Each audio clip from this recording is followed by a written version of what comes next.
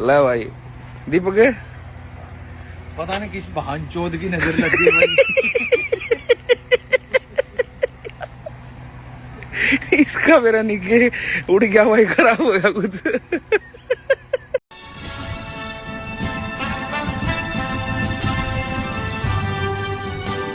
Cebolinha TV, a TV mais opressora do Brasil, estamos chegando!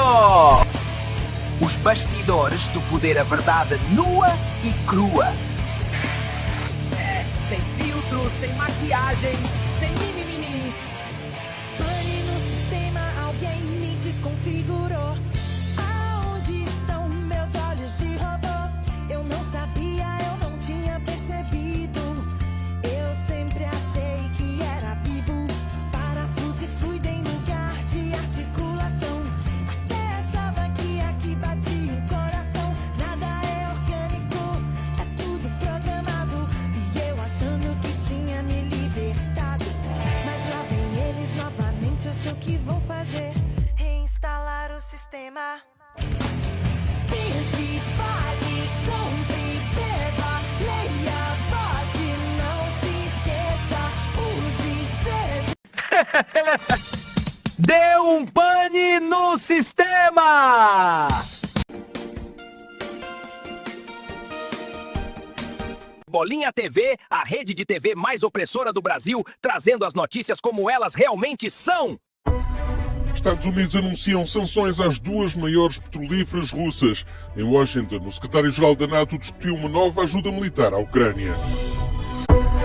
Chefes de Estado dos países da União Europeia reúnem-se na quinta-feira. Ucrânia, segurança continental e objetivos climáticos são os temas em cima da mesa. O Tribunal Internacional de Justiça indicou que Israel deve deixar que a Agência de Ajuda Humanitária da ONU em Gaza preste assistência ao território palestiniano. 6 detidos em protesto anti-imigração em Dublin. Manifestantes saíram à rua depois de requerente de asilo ter sido acusado de violação.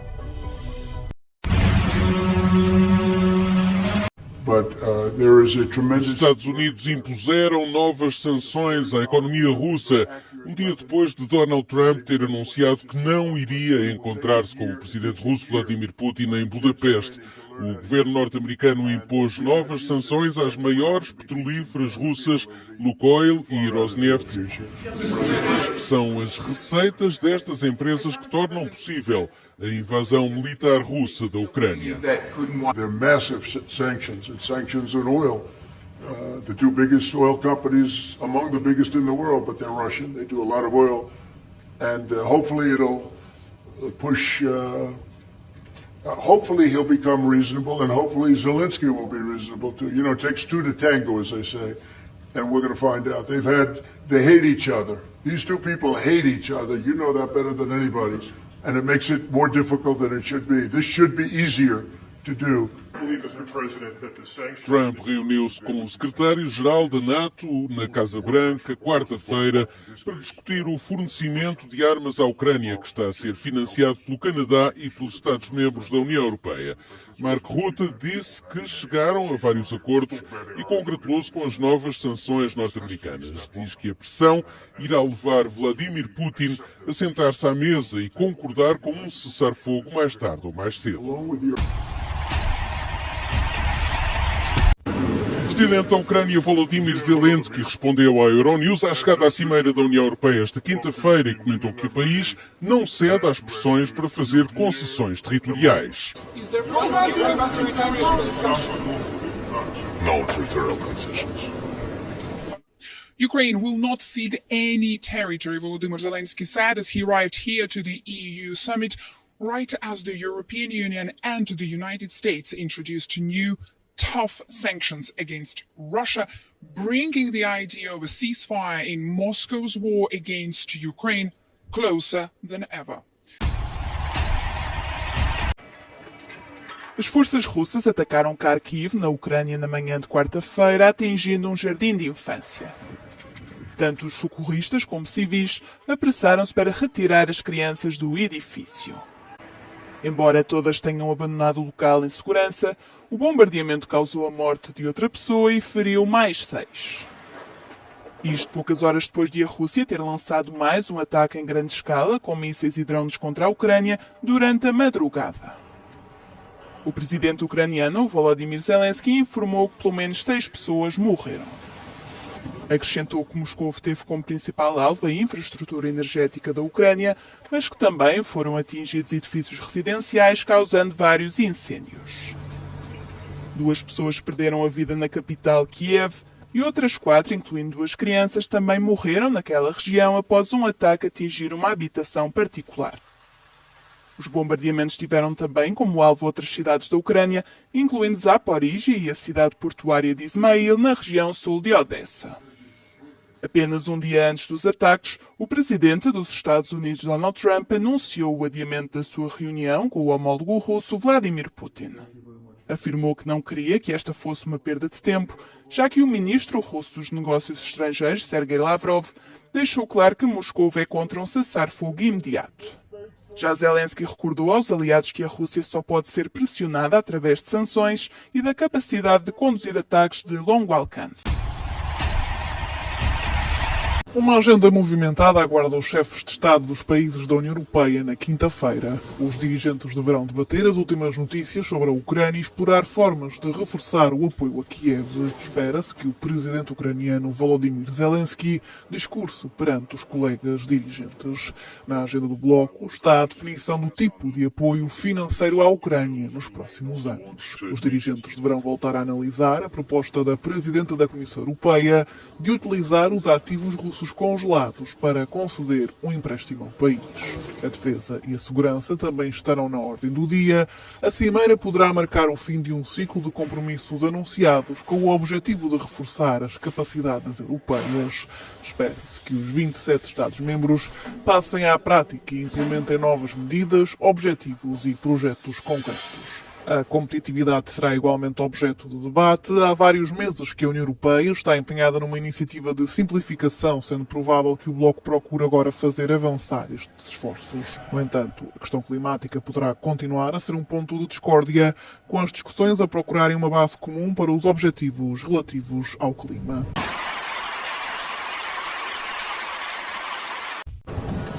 O Tribunal Internacional de Justiça afirmou que Israel deve deixar que a Agência de Ajuda Humanitária da ONU em Gaza preste assistência ao território palestiniano. No ano passado, a Assembleia Geral da ONU pediu a este tribunal que determinasse as obrigações legais de Tel Aviv depois de o país ter proibido a agência de atuar no local. Uma medida que foi implementada depois de o primeiro-ministro israelita Benjamin Netanyahu e os seus aliados de extrema-direita terem acusado o Hamas de estar profundamente enraizado na agência. The court finds that Israel has not substantiated its allegations that a significant part of UNRWA employees are members of Hamas or other terrorist factions. O tribunal indicou ainda que os abastecimentos que chegam a Gaza têm sido insuficientes. E acrescentou que Tel Aviv tem a obrigação acrescida de prestar ajuda, dado o seu controle sobre o território. The court finds that the local population in Gaza Strip has been inadequately supplied within the meaning of Article 59 of the Fourth Geneva Convention. In such a situation, Israel, as an occupying power, is under an obligation to agree to and facilitate relief schemes under that provision. Uma posição que foi celebrada pelos representantes palestinianos presentes na audiência e por altos funcionários da ONU, incluindo o secretário-geral António Guterres. Israel, no entanto, rejeitou a avaliação do Tribunal Superior e, numa declaração, referiu que o país cumpre integralmente as suas obrigações nos termos do direito internacional. Cebolinha TV, a TV mais opressora do Brasil, juntos com você! Uma pessoa ficou ferida ao ser baleada neste acampamento junto ao Parlamento da Sérvia, em Belgrado. Os disparos provocaram também um incêndio nas tendas ocupadas por figuras leais ao presidente sérvio. Estão aqui montadas desde março numa tentativa de conter os protestos contra os políticos no poder. O atirador, um homem de 70 anos, foi detido. Užasan teroristički napad na druga lica i tuđu imovinu, izazvao je opštu opasnost, a naravno konačnu pravno formulaciju i kvalifikaciju dela da će nadležno tužilaštvo. O presidente sérvio diz que o ataque se deve à onda de protestos contra o governo levados a cabo há quase um ano. Começaram depois do desabamento de uma cobertura de betão numa estação ferroviária de Novi Sad, no norte da Sérvia. A tragédia, que aconteceu a 1 de novembro do ano passado, matou 16 pessoas. Os manifestantes alegam que o colapso é resultado da corrupção e negligência do executivo nos projetos de construção.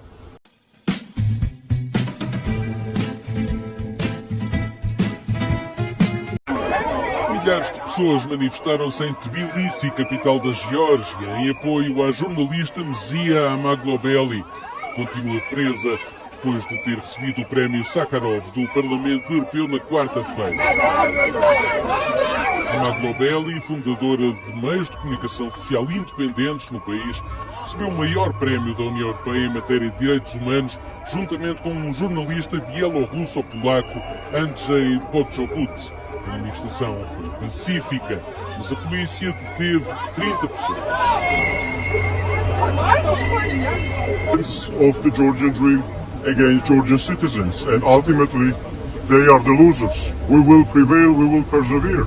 There's no stopping this protest, there's no stopping demonstrators, there's no stopping fighting for justice. Amaglobeli, diretora dos média online Batumelevi e NetGazeti, foi detida em janeiro por participar em protestos antigovernamentais. Em agosto foi condenada a 2 anos de prisão sob a acusação de ter esbofeteado um chefe da polícia durante uma manifestação. Já Andrzej Poczobut, correspondente de um jornal polaco, está a cumprir uma pena de 8 anos de prisão na Bielorrússia por alegado atentado à segurança nacional. De acordo com a Presidente do Parlamento Europeu, Roberta Metsola, ambos os jornalistas foram condenados com base em acusações falsas pelo trabalho e posição corajosa contra as injustiças. Cebolinha TV no Brasil e no mundo, com nossos correspondentes. 6 pessoas foram detidas em Dublin, na Irlanda, na sequência de protestos anti-imigração. Centenas de manifestantes juntaram-se em frente a um hotel na zona oeste da cidade que acolhe requerentes de asilo. O grupo saiu à rua depois de um homem ter sido detido e acusado da violação de uma menina de 10 anos. Trata-se de um imigrante de 26 anos que terá cometido o crime nessa unidade hoteleira ou nas imediações. Os agentes foram atacados com garrafas de vidro, tijolos e pirotecnia. Foi também incendiado um veículo da polícia. Muitos dos manifestantes agitaram bandeiras irlandesas e entoaram palavras de ordem de teor nacionalista. Pediram que seja tomada uma posição dura contra a imigração. O primeiro-ministro da Irlanda condenou os ataques à polícia. Disse compreender a preocupação e a raiva da população, mas deixou claro que nada justifica agressões a elementos da autoridade. Afirmou ainda que houve uma falha clara por parte do Estado no que toca à obrigação de proteger a criança em causa. Os protestos anti-imigração têm-se multiplicado nos últimos anos na Irlanda. Os manifestantes acusam os recém-chegados de agravarem a escassez de casas e de aumentarem a criminalidade violenta.